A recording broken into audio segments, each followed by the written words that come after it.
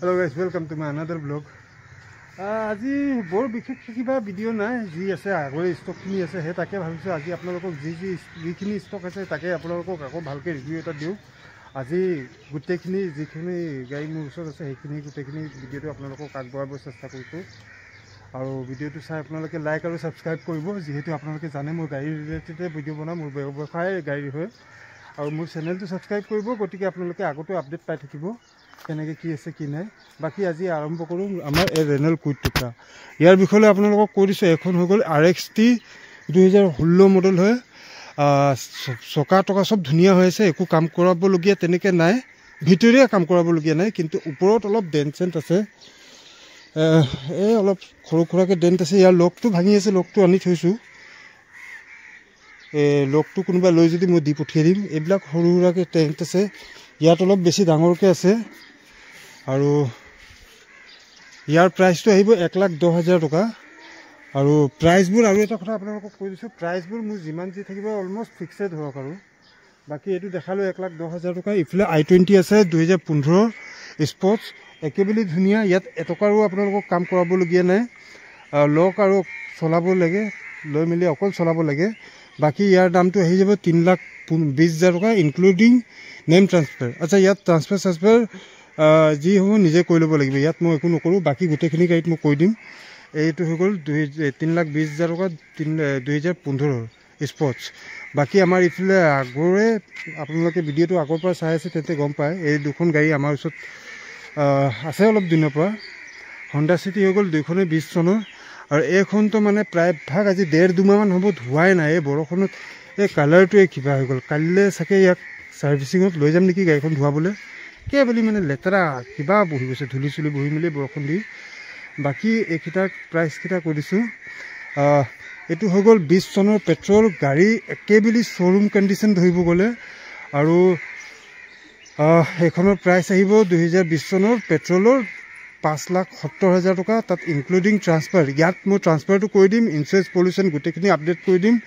আৰু এটা কথা কৈছোঁ, যদি কোনোবাই বিচাৰে যে ৰিফাইনেন্স কৰিবলৈ, ৰিফাইনেন্স এইখন গাড়ীত নকৰোঁ দেই, কাৰণ অকল 1,10,000 টকা প্ৰাইচ আছে, সেইকাৰণে নকৰোঁ, এইটো কেছতে ল'ব লাগিব। বাকী এইকেইটা কোনোবাই লৈ যদি ল'ব পাৰিব, ৰিফাইনেন্স যদি কৰে তেন্তে 1,00,000 টকা দিলে হৈ যাব ৰিফাইনেন্স, 1,00,000 টকা দিলে হৈ যাব ৰিফাইনেন্স এইখিনি গাড়ী। আৰু ইয়াৰ ধৰিব গ'লে প্ৰাইচটো একদম জেনুইন, যিহেতু আপোনালোকে 20 চনৰ মাৰ্কেটতো চাই ল'ব পাৰে, হণ্ডা চিটি 20 চনত এইটো প্ৰাইচত পায় নে নাপায়। গাড়ী ৱাকাৰেণ্ডৰ পৰা দি দিছোঁ, গাড়ী খুব নিট এণ্ড ক্লিন, মানে এতিয়া ওপৰৰ পৰা বেয়া হৈ আছে, মানে ধোৱা মেলা নাই বুলি লেতেৰা হৈ আছে। বাকী গাড়ী একেবাৰে মানে শ্ব'ৰুম টাইপৰ, দুইখনেই মানে একদম খুব ধুনীয়া। বাকী মোৰ ষ্টকত এতিয়া এই 4খনে আছে, বাকী গাড়ী নাই। আৰু 4খন নহয় 5খন, এখন এটা আপোনাৰ এইটো কি কয় নহয় ইয়নখন আছে, কিন্তু ইয়াৰ লোনৰ প্ৰক্ৰিয়াটো চলি আছে। তাৰপিছত ইয়াৰ NOC-টো অহা নাই, NOC নোহোৱাৰ কাৰণে মানে এখন মই ভিডিঅ' দিয়া নাই। এখন আহি লওক, তাৰপিছত আপোনালোকক ৰিভিউ দিম বাৰু ইয়াৰ বিষয়ে। বাকী ইফালে 2খন হণ্ডা চিটি চাই লওক, এই দুইখনে আপোনালোকে ল'ব পাৰিব 5,70,000 টকাত, মুঠে 5,70,000 টকাত আপুনি লৈ যাব পাৰিব। ৰিফাইনেন্স কৰিলে 1,00,000 টকা দিলে ওলাই যাব এখন, কিন্তু চিভিলটো ভাল হ'ব লাগিব।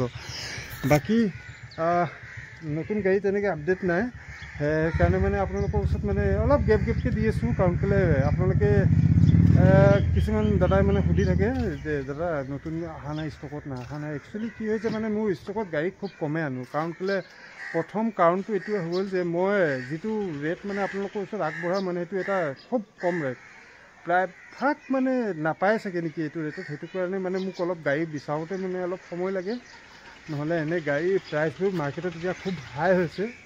কিন্তু মই চেষ্টা কৰোঁ যে আপোনালোকৰ ওচৰত যিমান পাৰোঁ কম দামত আনো, আৰু আপোনালোকৰ কম দামতে সেই দামটোতে মানে অলপ কিবা এটা নিজৰ লৈ মেলি মানে আপোনালোকৰ ওচৰত সেই দামটোতে মানে আগবঢ়াব বিচাৰোঁ। বাকী দিয়ক, আজিৰ কাৰণে ইমানটোৱে আশা কৰোঁ যে আপোনালোকে ভিডিঅ'টো চাই খুবেই ভাল পায়। লাইক আৰু ছাবস্ক্ৰাইব কৰিবলৈ একেবাৰে পাহৰি নাযাব।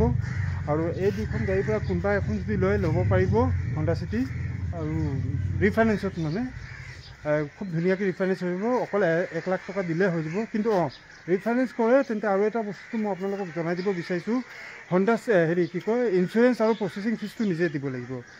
আৰু বাকী যিখিনি হ'ব নেম ট্ৰান্সফাৰ আৰু ট্ৰান্সফাৰৰ যিটো হাইপাৰ বহিব সেইখিনি বাৰু মই কৰি দিম। বাকী আজিৰ কাৰণে ইমানটোৱে আশা কৰোঁ যে আপোনালোকে ভিডিঅ'টো চাই খুবেই ভাল পায়। ধন্যবাদ।